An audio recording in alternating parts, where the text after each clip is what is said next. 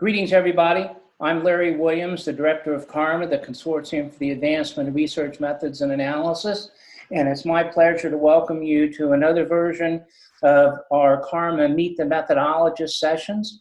And this is where I take the opportunity to chat with CARMA webcast presenters about various types of career, professional, and personal issues. And it's my pleasure to be here today with Andreas Schwab. Andreas is Associate Professor and Dean's Fellow at the Ivy College of Business at Iowa State University. Among his recent methodological publications include articles in the Academy of Management, Learning, and Education on openness and research reporting, and in Org Science and other outlets sharing his work on null hypothesis HST, null hypothesis significance testing.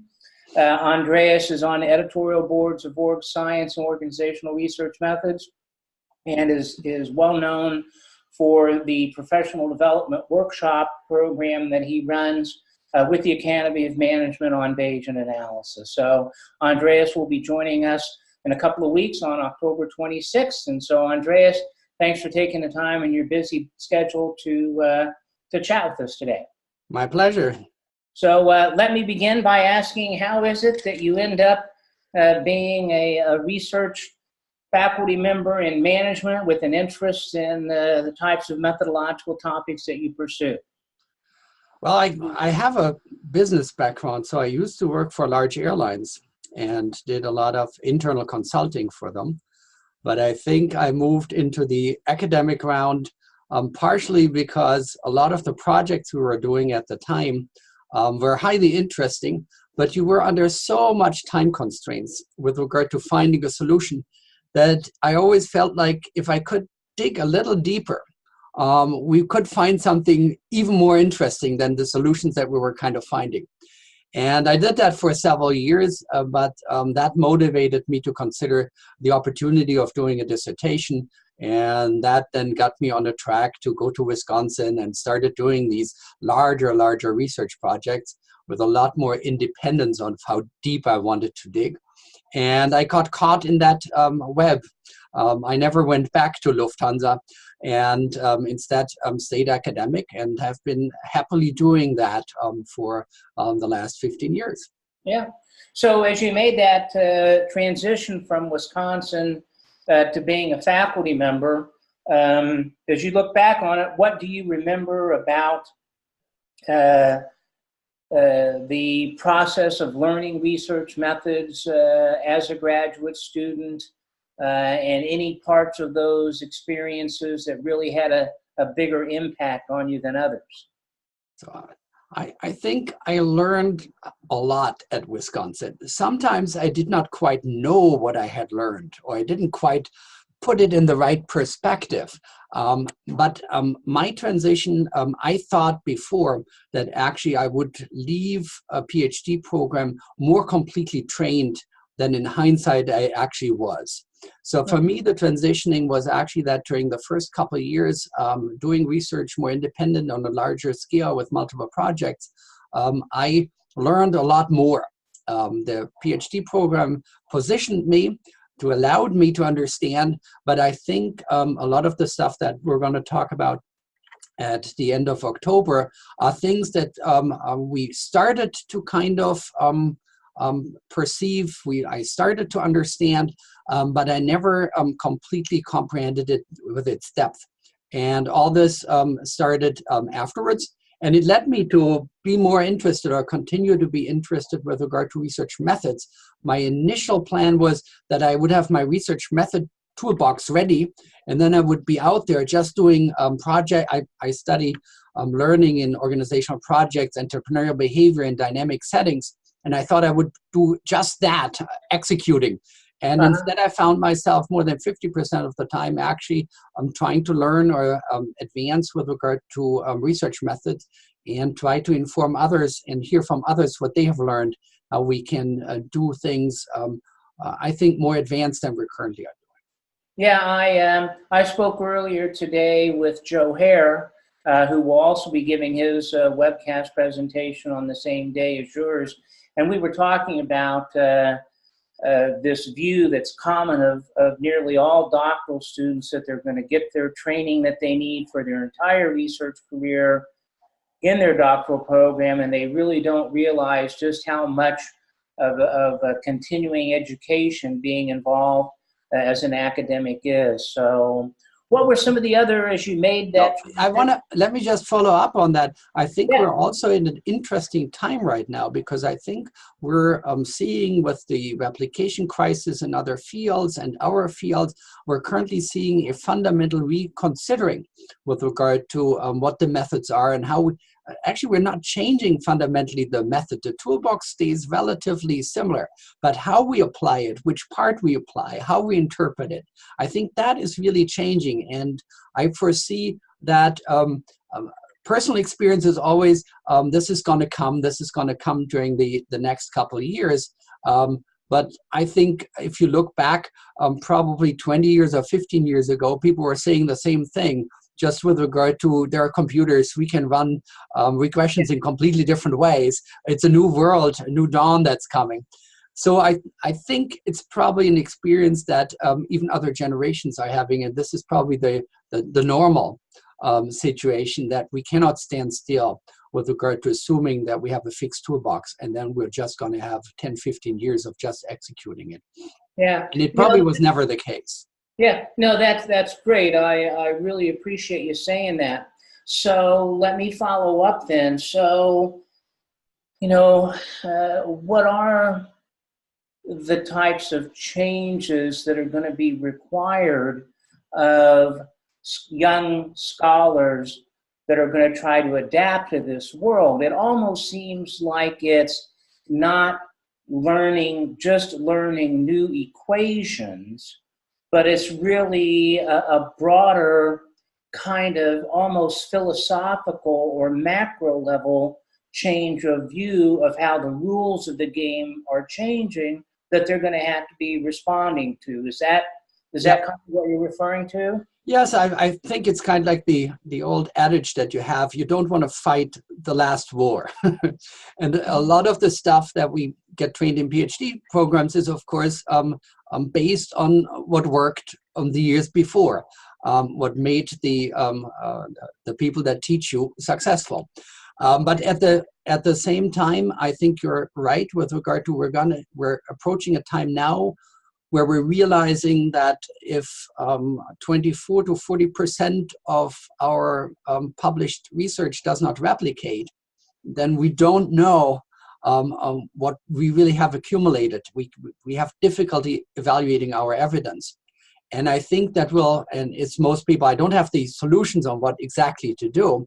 And I think nobody really has. But for PhD students or who comes into the field right now, the biggest thing is being open to recognize these challenges and be willing to engage in a debate and discussions about what to do to address them. And my perspective is it will require going back to some of the fundamentals that we've been told by others for a long time, but we have just not implemented them. We have not made them part of how we interpret the data that we've collected. Yeah. Oh, well, I'm really enjoying this, and I've got a couple of follow-up questions, but I think they'll plug in a little bit later. For now, I want to go back more to that transition to being a junior faculty member and what that was like for you and how that was different than what you thought it would be when you were a grad student. I think from my perspective, I was very lucky with regard to the universities I went to, but the universities themselves were also changing. So I have a track record of having moved several times before I got here to Iowa State. And part of it was because I was doing, and I joined with regard to what I had in mind, but at the same time, the environments are changing.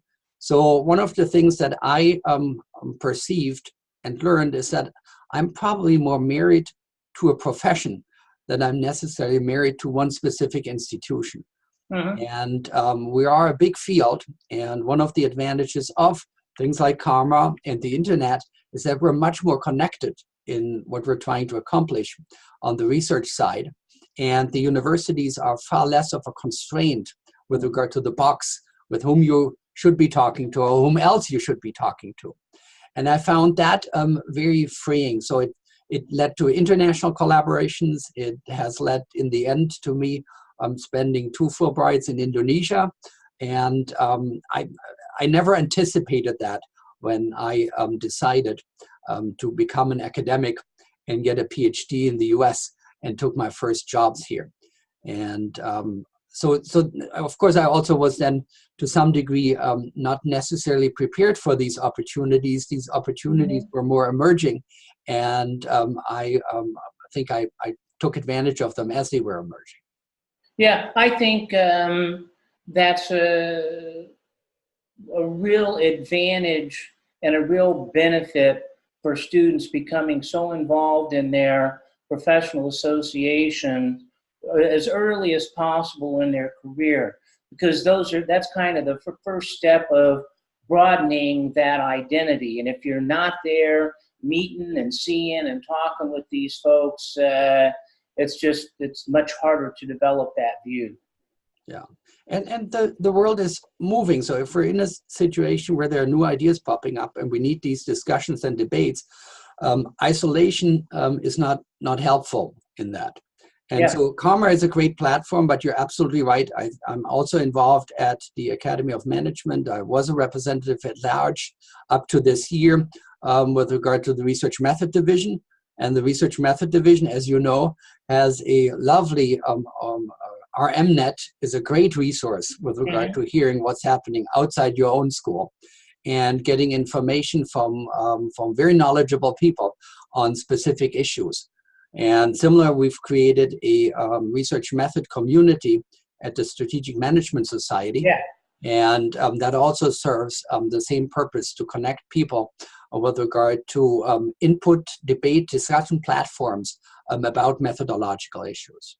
Yeah, so based on those experiences, as you became more integrated into the global community, and just what you learned from doing things on a day-to-day basis, do you have any sense as to how you have changed your approach, say, to research and writing and to teaching based on the experiences in your career up to this point? It's always tough to judge yourself in hindsight. Right. And the other thing is that well, that's the best way to judge it, because it always looks, you always looks good, no? You want to see out of the rearview mirror, and you can ignore everything else. No, but we know from psychology how difficult to accurately judge yourself. Plus, a lot of the changes are often then happening very gradually, and you're not personally so, they're harder to detect how you actually move forward. I do think so. For me, a big step, even with regard to what we're going to talk at the end of October, was just one event at the Academy of Management in Hawaii, 2005, where I attended. There was a huge symposium that Bill Starbuck had organized with regard to the provocative title that all academy journals should be banning statistical significance testing. And I was like, that's all I know. Really, that's what I was doing fundamentally. And he wanted to ban it. So I thought I have to go. I have to visit and listen. And so that, I didn't understand everything that was discussed at that time, but it made me, again, curious enough to follow up, and even follow up with Bill Starbuck afterwards. And it led to him leading those workshops that you mentioned, that we have now conducted at the Academy for more than 10 years now. So on that side, that was something where I said it changed me, because it led me to start looking at methods again. I thought I was done after the PhD program. And then I started, for example, taking a course here at my university, which has a stats department, which is ranked in the top 10 in the US. And I took a Bayesian course here. But that was my choice. Not everybody, not every department head I had has agreed with that choice because it does slow you down on other sides.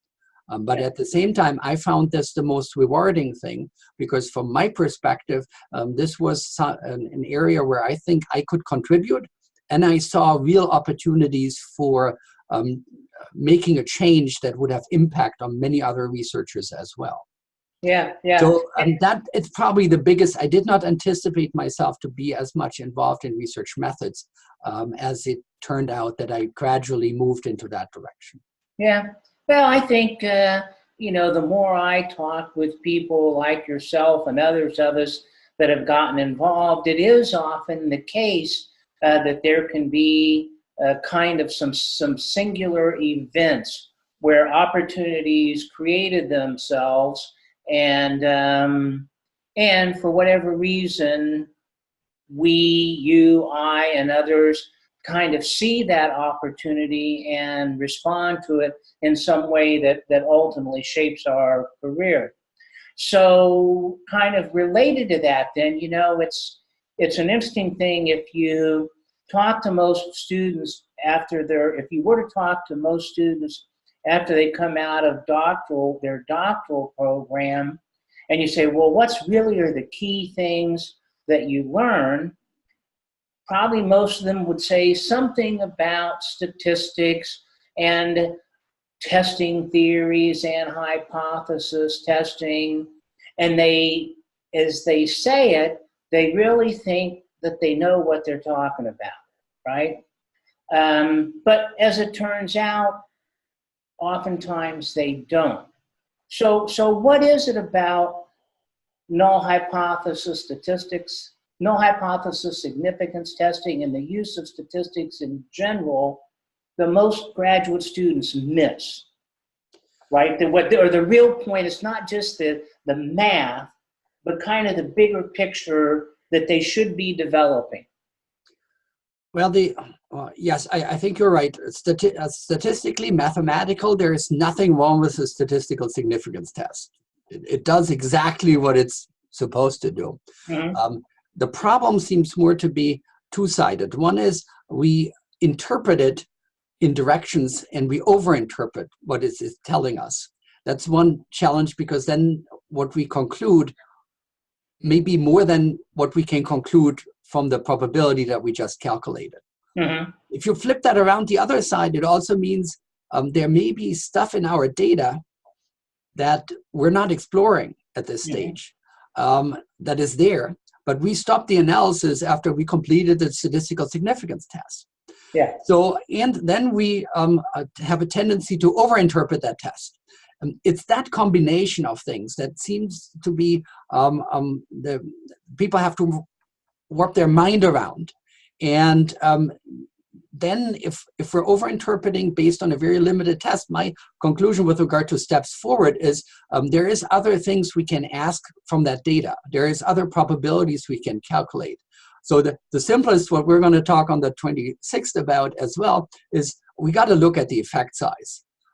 It's really straightforward. And we've been told that for a long time. Why we institutionally don't do it to the degree is an open question, but it's water under the bridge, and I don't care about it. The big step is we got to move away from it. Yeah. If I talk to managers, I have a managerial background. So if I tell a manager I have this great research done, and I know it has a positive effect on your bottom line, they're going to immediately ask you, how big of an effect? And I can tell them, I don't know. But I know my test tells me it's positive, but I don't know how big it is. That disqualifies me as they're not going to base a decision on it. And the second question they're going to ask me is, how likely is it? What's the probability? What's the uncertainty of whatever effect you have? And again, with statistical significance tests, all I can tell you is the probability of observing this data under the assumption the null hypothesis of no effect is true. I cannot give you any probability about the probability of the effect to occur. Yeah. So it's very, very limited. And what I said earlier, our attempts are to interpret that probability based on the condition that the null hypothesis is true into some probability about the hypothesis or about the probability of the null hypothesis being true. But that's not, it's not telling us that. It cannot tell us that. Yeah, So I find every time I teach the introductory stages of statistics, there's two things. So one is just explaining the null hypothesis test and the apparent inconsistency about building up a theory and reviewing research that argues for a relationship, and that we backdoor into that by first testing a hypothesis that there is no relationship. And then what's even, if you stop and think about it, doesn't make even less sense, is the fact that in all that theory and literature review, we explain for a directional relationship, but then we really adversely impact our ability to reach a conclusion by leaving open, by doing a two-tailed test. I mean, it doesn't make any sense. Harry, you're running into open doors with your argument. I think they call that preaching to the choir, right? And you're raising the point with regard to how did that become so institutionalized, and how did that become? We're studying organizations, and we know how these processes happen, and we're in the same situation.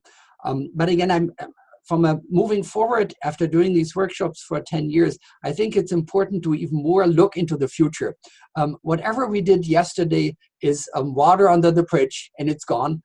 It was probably all done with the best of intentions. But if we can see that we can do better, there is no reason why that should hold us back. So yeah. I agree with you. There is a lot of institutional institutional norms established that make it hard for people to even look beyond and recognize what statistical significance is not telling you. Because if you look at the journals, you see this is what everybody is doing, and they're not doing anything beyond that. So thereby you would assume this is the best practice. But if you want to move forward, you have to leave best practice behind and develop new best practice. And that's what we should primarily focus at. So yeah, but the problem, right, and I'm interested in the degree to which you've experienced this, the problem is that at that point, the people who are the leaders, right, the editors, the leaders of our professional associations, they have all gotten to their positions via their success in a traditional way. So that really induces a lot of resistance that you have to encounter when you're trying to promote a newer view of thinking of things. I'm completely with you, and there are, of course, other people have done studies on it. That this is not just something just we experience. Other fields experience exactly the same thing. These changes are difficult. Now, let me put on the devil's head. So I'm for the change because this is a change I believe in. But at the same time, of course, fields have to be to a certain degree conservative. We don't want to piggyback on every crazy idea that somebody has out there. But so it's the balance. We need to be conservative. We need to agree on things even when it's difficult. And once we have an agreement on it, it also should have some stability, not tomorrow we're going to do something completely different approach. But in this case, when the norms are so stabilized, the biggest benefit is probably moving forward with regard to getting away from it. And it is definitely hard. Otherwise, we wouldn't have done these workshops for 10 years. Mm-hmm. But you see, I think right now, my personal sense is that we're much closer to change that also could happen much, much faster. Because for me, a personal experience is if I was talking about the same topics 10 years ago, people didn't even know what you were talking about. Mm-hmm. Now, people have at least heard already and thought in the same direction. So there is a lot of undercurrent with regard to legitimacy that we need to do something different. We haven't figured out exactly what to do different, but we at least have that basis of we can't continue like this. Yeah. That for me makes me very, very optimistic. Yep. The other thing, I hope that CARMA, can contribute to that broader cause, and I think. There are a lot of positive things in the sense of just think about the number of graduate students now who get exposed to the criticisms of null hypothesis significance testing. Probably it's increasingly common that a student will actually get a graduate course on Bayesian analysis, or they'll have articles in journals that they might be exposed to, like ORM. Mm-hmm. But still, it's of some positive feelings, but the institutional forces of resistance are pretty strong. So, you mentioned, so if we're talking really about two things, we've been talking about two things so far, reproducibility and the limits of hypothesis, our dominant hypothesis testing paradigm. Are there other issues related to our scholarly publishing process that trouble you today, either as an author or a reviewer? You hear a lot of people saying that there's a lot of parts to the system that are broken. So what do you my friend, I think I struggle with the same thing most of us struggle. I want more of my papers published and quicker. So that's the process. So I'm in the same situation with the same frustrations that everybody has, but to some degree these frustrations are justified. I think primarily we have to recognize that evaluating innovative things, and we're trying to publish novel thoughts, extensions of theory, is in itself difficult to see on a first shot what is the value of it. We're much better 10 years, 20 years hindsight when we look back. But here we're asking reviewers to do these judgments in forecasting with regard to, is this going to be a contribution or not? So inherently, there's going to be a lot of noise, and people will have different heuristics on it, and they will not overlap. And we're a very heterogeneous field, which makes it even more, to some degree, unpredictable, because we have less common ground to stand on. Yeah. So I'm struggling with the same. I don't foresee any kind of fundamental big change on that. I think this is part of the inherent nature of the difficult evaluation we're trying to do. The world is changing, though. I think the world of publishing is changing. I think these online availabilities, there's a lot of things that we're currently not exploiting with regard to sharing information that is outside of the traditional paper publishing in the top journals. And I wish we would explore some of this more aggressively, because I think it would help us overall as a field. The main challenge I see is we have a very strong institutionalized incentive system and promotion system. Yeah. And it gets sometimes very, very narrow on this. And it's not, we're a big field. So what you said earlier, but all the editors, but there are editors who have some Bayesian background. They're very few, but we're a big field. So these pockets are existing.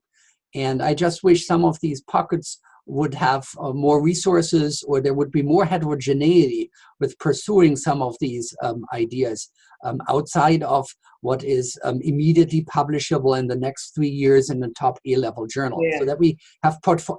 I need to publish there too. I think these journals serve important roles, but what is the portfolio that I can work with? And how much gets these portfolio into a monoculture of just being involved in 15 different projects, all targeted just on this one outcome? Yeah, it's the way that I talk to a lot of people, probably underline the single most underlying concern with the development of lists and the identification of these elite journals is it leads to a devaluation of anything that's not in those outlets. And anybody who's been involved in it knows how much randomness there is between what gets in at an elite versus what gets in at one that's one step lower. I mean, when you have two reviewers and one out of maybe a top journal has 20 AEs, 15 to 20, I mean, it's just there's a lot of randomness to it. So, but we're trying to advance the cause, and so towards that end, we're very excited about having you come. Can you give us an overview of what you're going to be talking about? I remember as we talked about working towards a title, I was inclined to have it be focused only on Bayesian analysis. Yes. But I think your view at the time was that the solutions to the problems that we have need to be more broadly based than that. So anyhow, tell us what you're going to be talking about. Yes. No, you're completely right. I am a big fan, or at least I'm promoting Bayesian ideas. But Bayesian is still a completely another methodology, and thereby it also requires a little bit deeper engagement. I think for us as a field, there are some much lower hanging fruits that we should pick up first before we go into the more complex areas. And that's why I think what I want to focus on at the end of October in our session. So one is, of course, we're going to briefly at least reaffirm what statistical significance is telling us and what it's not telling us, just to make that out, because if more people realize that, I think they immediately realize also the need for doing something beyond. And then the other part is what beyond. So we're going to talk a little bit about effect sizes. There's many different ways of how to do it, but also I like the ones that are very, very pragmatic, very simple. There's nothing wrong with simplicity. And so we're going to do some of that. And then the other thing that I'm recently getting more and more convinced of is that beyond effect size, we need to talk about uncertainty related to the effect. And again, we can do that. Bayesian does that with a posterior distribution, but we can do that also in much more pragmatic and primitive ways. So I'm very convinced just even mapping out, creating graphs of effect distributions, predicted effects in our data is a huge step forward with regard to getting an understanding what the data is trying to tell us. If we have a bimodal distribution of effects, even the effect size, the average, I would interpret very differently. It might lead other researchers to much more sophisticated hypotheses if they would know a little bit more about the patterns in our data. So it's these approaches with regard to effect size investigations. What can we do with graphing this out? What do we use as a benchmark? What does make this interesting? Assuming no effect whatsoever is oftentimes a straw man that is easily burned. Because if I do a reasonable intervention, any normal person would assume that there will be some change. But we got to find maybe better. Are we better than a random effect? Are we better than a momentum that is occurring? So these are the things that we currently with statistical significance testing have not been discussing, have not been focusing at, but we need to focus on to get a better tool set with regard to exploiting all the data that we're collecting.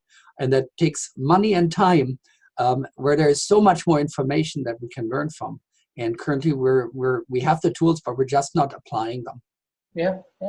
Well, that's great. I'll be very much looking forward to speaking to you in person and welcoming you to Lincoln, Nebraska for your October 26th webcast. We're grateful that you can find the time in your busy schedule to do that, and also for taking the time to chat today. It's been a real treat. I will look forward to hanging with you in a few weeks then. Thank you, Andreas Schwab. Sounds great. Thank you so much. Yep. Okay, bye-bye. Thanks.